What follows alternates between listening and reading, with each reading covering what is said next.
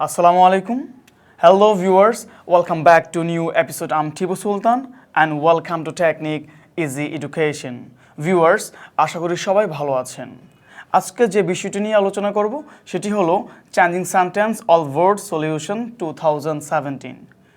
গত পর্বে আমি 2017 সালে যতগুলো ওয়ার্ডে আমাদের চেঞ্জিং সেন্টেন্স এসেছে তাদের থেকে আলোচনা করেছিলাম ভয়েস অংশটুকু নিয়ে। আজকে তার দ্বিতীয় পর্ব। So let's get started. গত পর্বে আমরা করেছিলাম 6 নম্বর পর্যন্ত। আজকে আমরা 7 নম্বর থেকে শুরু করব। আমরা 7 নম্বরের বাক্যে লক্ষ্য করতে পারি his poverty could not destroy his creative talent. আমি আবার রিপিট করছি, his poverty could not destroy his creative talent. এটাকে বলা হয়েছে প্যাসিভ করার জন্য। এটির অর্থ হলো তার সৃজনশীল মেধাকে তার দরিদ্রতা ধ্বংস করতে পারেনি। আর এটিকে বলা হয়েছে প্যাসিভ করার জন্য। ভিউয়ার্স, যেহেতু প্যাসিভ করতে বলেছে তাহলে এই বাক্যটি আছে কিসে? অ্যাক্টিভে। তাহলে আমরা জানি যে অ্যাক্টিভ থেকে যখন প্যাসিভ করব আমাদের তিনটি উপাদান সিলেক্ট করতে হবে। সেই তিনটি উপাদান হলো সাবজেক্ট, ভার্ব অ্যান্ড অবজেক্ট। লক্ষ্য করুন এই বাক্যের সাবজেক্ট হলো হিজ পভার্টি। তারপর এখানে কুড হলো মডেল অক্সিলারি ভার্ব আর মেইন ভার্ব হলো ডেস্ট্রয়। তারপর এই বাক্যের অবজেক্ট হলো হিজ ক্রিয়েটিভ ট্যালেন্ট। ভিউয়ার্স, তাহলে আমরা অ্যাক্টিভ ভয়েসের অবজেক্টটিকে আমরা কি প্যাসিভ ভয়েসের সাবজেক্ট হিসাবে নিয়ে আসতে পারি। তাহলে এখানে কে আছে? His creative talent. আমরা কি করতে পারি? এটিকে প্যাসিভ ভয়েসের সাবজেক্ট হিসাবে বসাতে পারি। তাহলে আমরা লিখতে পারি হিজ ক্রিয়েটিভ ট্যালেন্ট। যেহেতু এই বাক্যের অবজেক্টটিকে আমরা সাবজেক্ট হিসাবে নিয়ে আসলাম, এরপর আমাদের কাজ হলো মূল সাবজেক্টের পরে ভার্বের অক্সিলারি ভার্ব লাগবে। যেহেতু আমাদের মডেল অক্সিলারি ভার্ব দেওয়া আছে সেহেতু আমরা সেটাই বসাতে পারি, হিজ ক্রিয়েটিভ ট্যালেন্ট কুড। তারপর যে কাজটি করতে হবে সেটি হলো, যেহেতু আমাদের এই বাক্যে নট আছে, নেগেটিভ একটা ওয়ার্ড আছে, সেই নেগেটিভ ওয়ার্ডটিকে আমরা প্যাসিভ ভয়েসে লিখতে পারবো। প্যাসিভ ভয়েসে লিখে ফেললাম his creative talent could not. তারপর যে কাজটি করতে হবে, আমরা জানি যে যদি অ্যাক্টিভ ভয়েসে বা অ্যাক্টিভ সেন্টেন্সে মডেল অক্সিলারি ভার্ব থাকে, আর সেই ক্ষেত্রে আমরা কি করব?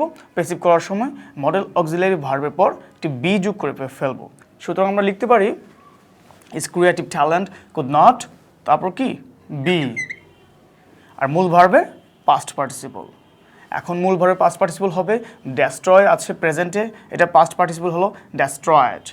তাহলে আমরা লিখতে পারি ডেস্ট্রয়েড। তারপর যে কাজটি করতে হবে, আমাদের অবজেক্টের কাজ শেষ হয়ে গেল, মূল ভার্বের কাজ শেষ হয়ে গেল, অক্সিলারি ভার্বের কাজও শেষ হয়ে গেল। বাকি কার কাজ? সেটা হলো অ্যাক্টিভের সাবজেক্ট। এই অ্যাক্টিভের সাবজেক্টটি হলো হিজ পভার্টি। আমরা তাকে বাই যোগ করে নিয়ে যাব। বাইটি হলো প্রিপোজিশন। তাহলে আমরা এই বাই যোগ করব, তারপর কি করব? His poverty. তাহলে আমাদের প্যাসিভ ভয়েসটি হয়ে গেল his creative talent could not be destroyed বা হিজ পভার্টি। আশা করি বুঝতে পেরেছেন। আমরা পরবর্তী বাক্যে চলে যাব।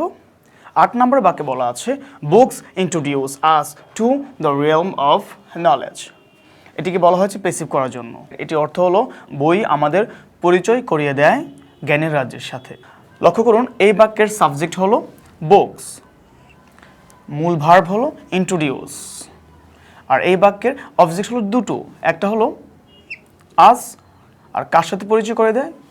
Two the realm of knowledge. আমরা জানি যে বাক্যে যখন দুটি অবজেক্ট থাকে তখন আমরা কি করব? ব্যক্তিবাচক অবজেক্টটি দিয়ে ভয়েসটি সম্পূর্ণ করব। কারণ ব্যক্তিবাচক অবজেক্ট দিয়ে যখন আমরা প্যাসিভ করব তাহলে এটি হবে শ্রেয়। সুতরাং আমরা লিখতে পারি এই বাক্যের অবজেক্ট হলো আস। এটিকে আমাদের কি করতে পারি? আমরা এর সাবজেক্টিভ ফর্মটি নিয়ে আসতে পারি। আস এর সাবজেক্টিভ ফর্ম হলো উই। তাহলে আমরা লিখতে পারি উই। তারপর যে কাজটি করতে হবে, আমরা জানি যে বাক্যে যদি মূল ভার্ব থাকে তাহলে আমাদের অবশ্যই প্যাসিভ করার সময় মূল ভার্বটিকে দেখে একটি অক্সিলারি ভার্ব নিয়ে আসতে হবে। তাহলে এই বাক্যের মূল ভার্ব হলো ইন্ট্রোডিউস, আর এটি হলো প্রেজেন্ট। এই ভার্বটি মূল ভার্বের প্রেজেন্ট ফর্মে আছে। ভার্ব যদি মূল ভার্বের প্রেজেন্ট ফর্মে থাকে তাহলে আমাদের কি আনতে হয়? এম ইজ আর। আর এই বাক্যে এখন আমরা উই এর সাথে কাকে নিয়ে আসতে পারি? অবশ্যই এম হবে না, অবশ্যই ইজ হবে না, কি হবে? আর হবে। সুতরাং আমরা লিখতে পারি উই আর। তারপর যে কাজটি করতে হবে সেটি হলো মূল ভার্বের পাস্ট পার্টিসিপল ফর্মটি নিয়ে আসতে হবে। এখানে মূল ভার্ব হলো ইন্ট্রোডিউস, এর পাস্ট পার্টিসিপল হলো কি? ইন্ট্রোডিউসড। We are introduced. তারপর যে কাজটি করতে হবে সেটি হলো আমাদের এই বাক্যের অবজেক্টের পরে অতিরিক্ত একটি অংশ আছে, two the realm of knowledge, সেইটুকু আমরা কি করব, মূল ভার্ব পাস্ট পার্টিসিপলে পরে বসিয়ে দেব। তাহলে আমাদের বাক্যটি দাঁড়াচ্ছে we are introduced to the realm of knowledge. তারপর যে কাজটি করতে হবে সেটি হলো এই বাক্যের সাবজেক্টটিকে বুকস, তাহলে অবশ্যই আমরা প্রিপোজিশন বাই আনবো, তারপর অবজেক্ট আকার নিয়ে যাব। তাহলে আমরা লিখতে পারি to the realm of knowledge by subject হয়ে যাবে অবজেক্ট বুকস। ভিউয়ার্স, আমাদের প্যাসিভ ভয়েসটি হয়ে গেল we are introduced to the realm of knowledge by books. আশা করি বুঝতে পেরেছেন। পরবর্তী বাক্যে চলে যাব। 9 নম্বর বাক্যে বলা আছে the teachers teach us carefully, শিক্ষকরা আমাদের যত্ন সহকারে শিক্ষা দেয়। আর এটিকে বলা হচ্ছে প্যাসিভ করার জন্য। আমরা জানি যে অ্যাক্টিভ থেকে যখন প্যাসিভ করব সেই ক্ষেত্রে আমাদের 3টি জিনিস লক্ষ্য রাখতে হবে। আমাদের খুঁজে বের করতে হবে সাবজেক্ট, ভার্ব অ্যান্ড অবজেক্ট। যেহেতু এই বাক্যে সাবজেক্ট হলো দ্য টিচার্স, আর মূল ভার্ব হলো টিচ, অবজেক্ট হলো আস, আর এটি হলো কি অতিরিক্ত অংশ অ্যাডভার্ব। লক্ষ্য করুন আমরা এখন কি করব, অবজেক্টকে সাবজেক্ট আকার নিয়ে আসব উই। তারপর যে কাজটি করতে হবে, আমরা জানি অ্যাক্টিভ থেকে যখন প্যাসিভ করব তখন অবশ্যই কি হবে, আমাদের একটি অক্সিলারি ভার্বের প্রয়োজন হবে।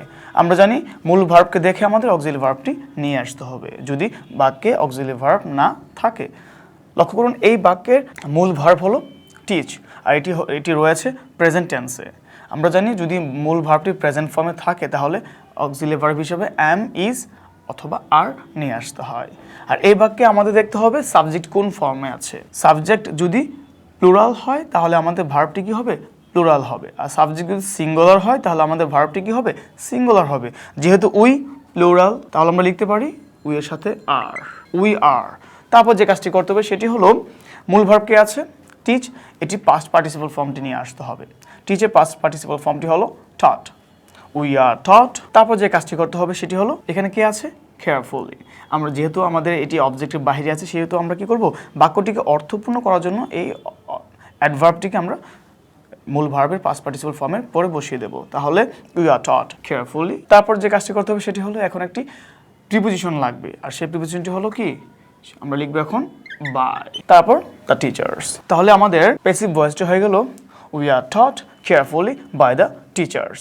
আমাদের শিক্ষকদের মাধ্যমে যত্ন সহকারে শিক্ষা দেওয়া হয়। আশা করি বুঝতে পেরেছেন। 10 নম্বর বাক্যে বলা আছে we should follow the life of a bee. আমি আবারও রিপিট করছি, we should follow the life of a bee. এটিকে বলা হয়েছে প্যাসিভ করার জন্য। আমাদের উচিত একটি মৌমাছি জীবনকে অনুসরণ করা। সো আমরা এই বাক্যটিকে বলা হয়েছে প্যাসিভ করার জন্য। আমরা এখন দেখে নেব যে এই বাক্যে সাবজেক্ট, ভার্ব অ্যান্ড অবজেক্ট আছে কিনা। লক্ষ্য করুন এই বাক্যের সাবজেক্ট হলো উই, তারপর শুড হলো মডেল অক্সিলারি ভার্ব, আর এখানে কে আছে, ফলো হলো মূল ভার্ব। আর তারপর যে কাজটি করতে হবে সেটি হলো আমাদের এখানে অবজেক্ট হলো the life of a bee. তাহলে আমরা পেয়ে গেলাম কি, 3টা উপাদান পেয়ে গেলাম, সাবজেক্ট, ভার্ব অ্যান্ড অবজেক্ট। এখন আমাদের যে কাজটি করতে হবে সেটি হলো অ্যাক্টিভের অবজেক্টকে আমাদের কি করতে হবে, প্যাসিভ ভয়েসের সাবজেক্ট হিসাবে নিয়ে আসতে হবে। তাহলে এই বাক্যের অবজেক্টকে the life of a bee, তাহলে আমরা নিয়ে আসতে পারি the life of a bee. আমরা নিয়ে আসলাম the life of a bee. তারপর যে কাজটি করতে হবে, আমাদের প্যাসিভ করার সময় অবশ্যই একটা অক্সিলারি ভার্বের প্রয়োজন হয়। যেহেতু এই বাক্যে শুড মডেল অক্সিলারি ভার্ব আছে সেজন্য আমাদের কি করতে হবে, এটি নিয়ে আসতে হবে। তাহলে the life of a bee should. তারপর যে কাজটি করতে হবে সেটি হলো আমরা জানি যে যখন বাক্যে মডেল অক্সিলারি ভার্ব থাকবে তখন আমাদের প্যাসিভ করার সময় জাস্ট একটি বি নিয়ে আসলেই হয়ে যাবে। তাহলে আমরা এই শুডের পরে আমরা কি দিতে পারি, বি দিতে পারি, শুড বি। তারপর নিয়ম অনুযায়ী মূল ভার্বের পাস্ট পার্টিসিপল, এই বাক্যে মূল ভার্বটিকে ফলো, পাস্ট পার্টিসিপল হবে ফলোড। তাহলে the life of a bee should be followed. তারপর যে কাজটি করতে হবে সেটি হলো এখন একটি প্রিপোজিশন বাই নিয়ে আসতে হবে, তারপর সাবজেক্টটিকে অবজেক্ট আকার নিয়ে যাব। এ বাক্যের সাবজেক্ট হলো উই, আর এটির অবজেক্টিভ ফর্ম হলো আস। ভিউয়ার্স, তাহলে আমাদের প্যাসিভ বাক্যটি হয়ে গেল the life of a bee should be followed by us. আশা করি বুঝতে পেরেছেন।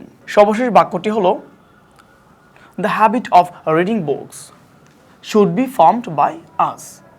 আমি আবার রিপিট করছি, the habit of reading books should be formed by us, আর এটিকে বলা হয়েছে অ্যাক্টিভ করার জন্য। আমরা যেহেতু আমাদেরকে বলা হয়েছে অ্যাক্টিভ করতে, সেহেতু আমরা বুঝতে পেরেছি এটি পেসিভে আছে।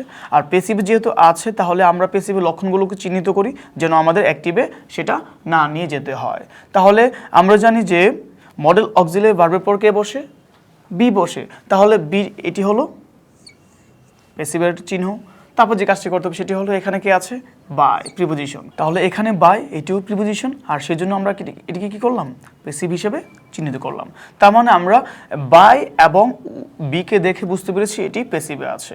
আর যেহেতু আমাদের এগুলো পেসিভের চিহ্ন, সেহেতু আমাদের এগুলো কী করতে হবে? কেটে ফেলতে হবে, আমরা ক্রস করে দিব। এগুলো ছাড়া বাকি সবগুলো নিয়ে আসবো। তাহলে আমাদের এই বাক্যের সাবজেক্ট হলো the habit of reading books, তারপর মূল ভার্ব হলো ফাউন্ড, আর এখানে অবজেক্ট হলো আস। তাহলে আমরা আমাদের নিয়ম অনুযায়ী নিয়ে আসতে পারি অবজেক্টকে সাবজেক্ট হিসাবে। এখানে কে আছে? অবজেক্ট আস, আর এটি সাবজেক্টিভ ফর্ম হলো উই।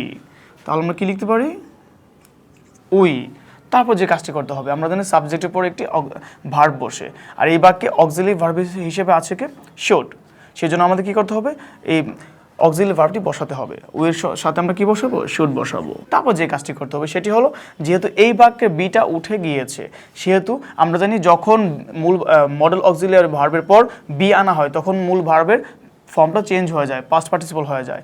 আর যখন আমরা এই বিটাকে রাখবো না, তখন আমাদের অবশ্যই মনে রাখতে হবে মূল ভার্বের পাস্ট পার্টিসিপল ফর্মটি আর সেই ফর্মে থাকবে না, সেটি হয়ে যাবে কি? Present form. কারণ বি এর জন্য কিন্তু এই ফর্মটিকে চেঞ্জ করা হয়েছিল। সুতরাং আমরা কি লিখতে পারি? ফর্মড এর প্রেজেন্ট ফর্মটি কি হবে? ফর্ম। We should form. তারপর যে কাজটি করতে হবে, এখানে শুডও আমাদের হয়ে গেল, তারপর ফর্মড হয়ে গেল, বাকি আছে কে? এই বাক্যের সাবজেক্ট। আর এটিকে কি করবো? আমরা অবজেক্ট নিয়ে যাব। তাহলে the habit of reading books. তাহলে we should form the habit of reading books. তাহলে লিখতে পারি আমরা the habit of reading book. তাহলে আমাদের একটি বাক্যটি হয়ে গেল we should form the habit of reading books. আশা করি বুঝতে পেরেছেন। So viewers, I hope you have been benefited from this episode and thank you very much for watching this video. ভালো থাকুন, সুস্থ থাকুন। আল্লাহ হাফেজ।